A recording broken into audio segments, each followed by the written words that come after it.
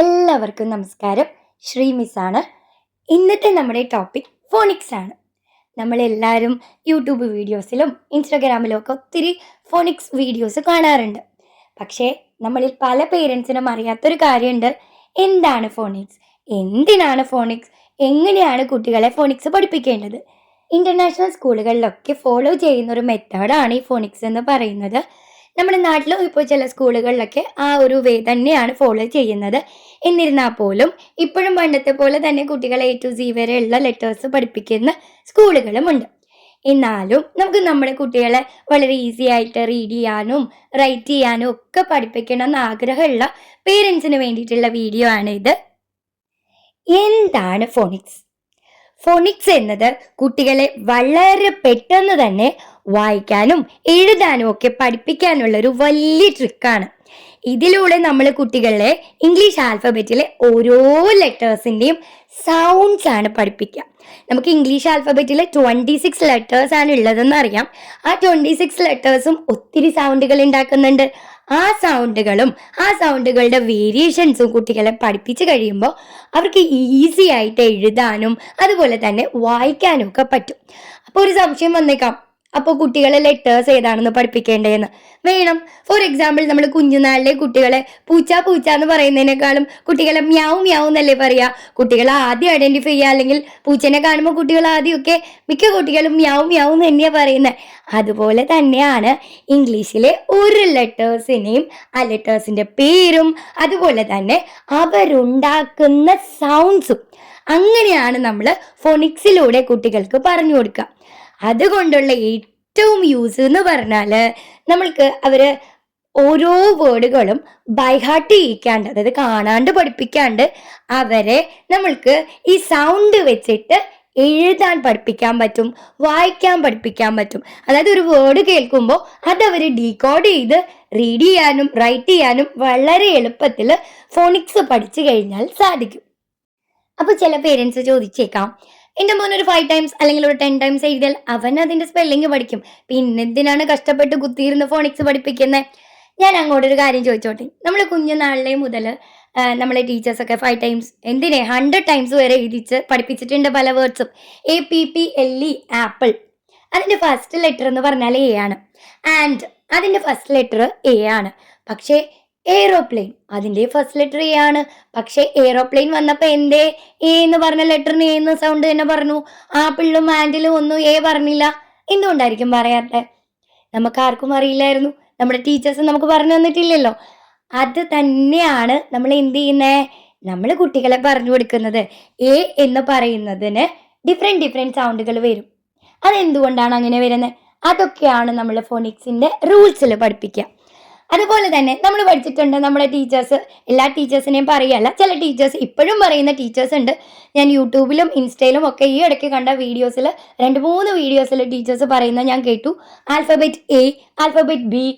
ഇംഗ്ലീഷിൽ ആകെ ഒരൊറ്റ ആൽഫബറ്റേ ഉള്ളൂ. ആൽഫബറ്റ് എന്ന് പറഞ്ഞാൽ അക്ഷരമാല എന്നാണ്. ആ അക്ഷരമാലയിൽ വരുന്ന ലെറ്റേഴ്സുകളാണ് എയും ബിയും സിയും എന്തിന് Z വരെ ഉള്ളതും. അല്ലാതെ ഇംഗ്ലീഷിൽ 26 ആൽഫബറ്റ് ഒന്നും ഇല്ല. ഇംഗ്ലീഷിലുള്ളത് 26 ലെറ്റേഴ്സ് ആണ്. ഈ 26 ലെറ്റേഴ്സ് മേക്ക് ചെയ്യുന്ന 44 സൗണ്ട്സ് ആണ് നമ്മൾ ഫോണിക്സിലൂടെ കുട്ടികളെ പഠിപ്പിക്കുക. അപ്പോൾ ഒരു ഡൗട്ട് വന്നേക്കാം അല്ലേ വീണ്ടും, എന്താണ് ഈ 26 ലെറ്റേഴ്സ് 44 സൗണ്ട്സ് ഉണ്ടാക്കുന്നുണ്ടോ? അതിനെക്കുറിച്ചുള്ളൊരു വീഡിയോ നമ്മൾ നെക്സ്റ്റ് പോസ്റ്റ് ചെയ്യുന്നുണ്ടാവും, എല്ലാവരും വെയിറ്റ് ചെയ്യണം. അപ്പോൾ ഈ 26 ലെറ്റേഴ്സ് ഉണ്ടാക്കുന്ന 44 സൗണ്ട്സും നമ്മൾ കുട്ടികളെ പഠിപ്പിച്ചു കഴിഞ്ഞാൽ അവർക്ക് പിന്നീട് ഈസിയാ. ഒരു വേർഡ് പോലും അവർക്ക് മെമ്മറൈസ് ചെയ്യേണ്ടി വരില്ല. അവർക്ക് ഫോണിക്ക് യൂസ് ചെയ്തിട്ട് അവർക്ക് എഴുതാൻ പറ്റും, ഈസി ആയിട്ട് വായിക്കാൻ പറ്റും. അങ്ങനെയുള്ള കാര്യങ്ങൾക്ക് വേണ്ടിയിട്ടാണ് നമ്മൾ എന്ത് ചെയ്യുന്നത്, ഈ ഫോണിക്സ് നമ്മൾ കുട്ടികളെ പഠിപ്പിക്കുന്നത്. ഈ 44 സൗണ്ട്സിൽ 20 സൗണ്ട്സ് വൊവൽ സൗണ്ട്സ് ആണ്. ബാക്കിയുള്ള 24 സൗണ്ട്സ് കോൺസണന്റ് സൗണ്ട്സ് ആണ്. അതായത് നമ്മുടെ മലയാളത്തിലെ സ്വരാക്ഷരങ്ങളും വ്യഞ്ജനാക്ഷരങ്ങളും നമ്മൾ പറയില്ലേ, സെയിം അത് തന്നെയാണ് മലയാളത്തിലും നമ്മൾ ഫോണിക്ക് വെച്ച് തന്നെയാണ് പഠിച്ചിട്ടല്ലേ, പക്ഷേ നമ്മൾക്ക് അറിയാണ്ട് നമ്മൾ പഠിച്ചതാണ്. ഫോർ എക്സാമ്പിൾ ഇപ്പോൾ പറയുകയാണെങ്കിൽ ഈ ക എന്ന് പറയുന്നത് ക പ്ലസ് ആ ചേർന്ന് വരുമ്പോഴാണ് ഇത് കായാവുന്നത്.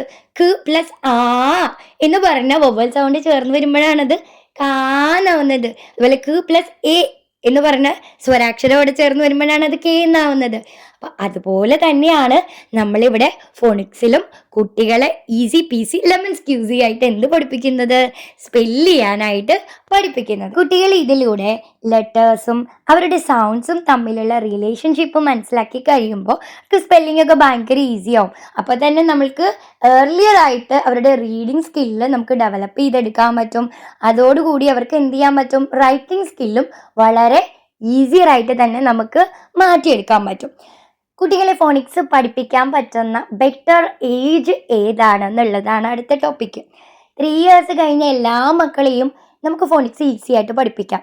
കുറച്ച് ഫ്ലാഷ് കാർഡുകൾ എടുത്തു വെക്കുക, അല്ലെങ്കിൽ ജസ്റ്റ് നിങ്ങൾ പേപ്പറിൽ ABC എഴുതുക, കട്ടൗട്ട്സ് ഉണ്ടാക്കുക, അത് കാണിച്ച് കുട്ടികളെ അവരുണ്ടാക്കുന്ന സൗണ്ട്സുകൾ പറഞ്ഞു കൊടുക്കുക. ഒരു ദിവസം ഒരു ലെറ്റർ, ഒരു വീക്കിൽ ഒരു ലെറ്റർ ആയാൽ പോലും കുട്ടികൾ അത് പെട്ടെന്ന് പഠിച്ചെടുക്കും. ഒരു 10 minutes അല്ലെങ്കിൽ ഡെയിലി ഒരു 5 minutes ആയാലും മതിയാവും. കുട്ടികൾക്കത് വളരെ പെട്ടെന്ന് പഠിക്കാൻ പറ്റും. എന്ന് വെച്ച് 3 years മാത്രമുള്ള കുട്ടികളല്ല, ഇവനിപ്പോൾ 5th grade എത്തിയ മക്കൾക്ക് പോലും എനിക്കറിയാം. എൻ്റെ അടുത്ത് ക്ലാസ്സിന് വന്ന മക്കളുണ്ട്, ഫോണിക്ക് വെച്ചിട്ട് എഴുതാൻ അറിയില്ല. അവർക്ക് അല്ലാണ്ട് സ്പെല്ലിങ് സ്കൂളുകളിൽ പഠിപ്പിച്ച് അവർക്ക് പക്ഷെ കറക്റ്റായിട്ട് സ്പെല്ലിങ് എഴുതാൻ അറിയില്ല. അപ്പോൾ നമ്മൾക്ക് ഏത് ഏജിൽ വേണമെങ്കിലും ഫോണിക്സ് പഠിപ്പിക്കാം. കറക്റ്റായ വേയിൽ സ്റ്റെപ്പ് ബൈ സ്റ്റെപ്പ് ആയിട്ട് പഠിച്ചാലാണ് ഈ ഫോണിക്സ് പഠിക്കുന്നത് കൊണ്ട് യൂസ് ഉണ്ടാവുക. അതും വിത്തിൻ 1 month തന്നെ കുഞ്ഞുങ്ങളെ നമുക്ക് ഒരു 5th grade 3rd grade onwards ഉള്ള കുട്ടികളെ നമുക്ക് എളുപ്പത്തിൽ പഠിപ്പിച്ചെടുക്കാനായിട്ട് പറ്റും. ഫോണിക്സ് അല്ലാണ്ട് പഴയ രീതി തന്നെ ഫോളോ ചെയ്യുന്ന ഒത്തിരി സ്കൂളുകൾ നമ്മുടെ നാട്ടിലുണ്ട്. സോ കുട്ടികൾ ആ ഒരു വേയിൽ തന്നെ, അതായത് കാണാണ്ട് പഠിച്ചു വരുന്ന വേയിൽ തന്നെ പഠിക്കുന്ന മക്കളായാലും നമുക്ക് ഇതുപോലുള്ള വീഡിയോസ് കണ്ട് നമുക്ക് വീട്ടിലും പ്രാക്ടീസ് ചെയ്യിച്ച് കൊടുക്കുകയാണെങ്കിൽ കുട്ടികൾക്ക് വളരെ വളരെ എളുപ്പത്തിൽ എന്ത് ചെയ്യാൻ പറ്റും, ഈ കാണാണ്ട് പഠിക്കാണ്ട് മെമ്മറൈസ് ചെയ്യാണ്ട് ഈസി ആയിട്ട് സ്പെല്ല് ചെയ്യാൻ പറ്റും. ഇപ്പോൾ ഇംഗ്ലീഷ് മീഡിയത്തിൽ തന്നെ പഠിക്കുന്ന മക്കളായാലും പല വേർഡ്സും അറിയാത്ത കുട്ടികളുണ്ട്. കാരണം നമ്മുടെ ഇംഗ്ലീഷ് ടീച്ചേഴ്സൊക്കെ ഓൾറെഡി ക്ലാസ്സുകൾ എടുക്കുക മലയാളത്തിലാണ്. അപ്പോൾ അവർക്ക് സംസാരിക്കുക എന്നുള്ളത് ഭയങ്കര പേടിയായിട്ടുള്ളൊരു കാര്യമാണ്.